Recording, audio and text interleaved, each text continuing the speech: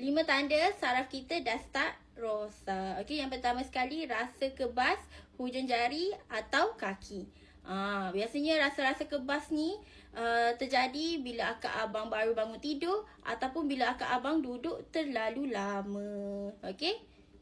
Yang kedua, rasa mencucuk-cucuk ataupun berdenyut-denyut. Macam kena cocok dengan jarum yang halus. Dekat mana? Dekat tapak tangan. Biasanya lah dekat betis. Dekat mana lagi? Dekat kita punya hujung jari kaki kita.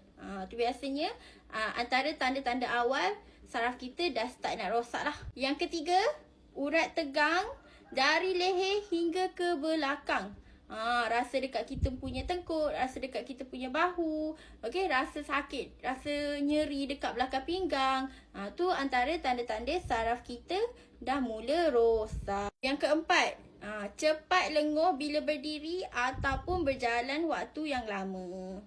Yang kelima, tangan dan juga tapak kaki kita rasa sejuk yang melampau-lampau ataupun rasa panas dari dalam yang melampau-lampau walaupun suhu biasa je. Tu antara saraf-saraf kita dah mula rosak. Okay. So, apa perlu akak abang buat kalau dah start ada tanda-tanda ni? Okay, of course lah pergi consult dengan doktor.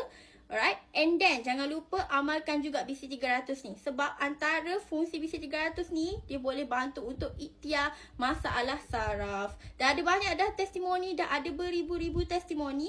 Okay, kalau akak abang nak tengok testimoni-testimoni berkaitan dengan BC300 untuk ikhtiar masalah saraf ni, akak abang boleh follow kita. Alright, datang lebih lanjut nak dapatkan BC300, jangan lupa dapatkan sekarang. Alright, bye!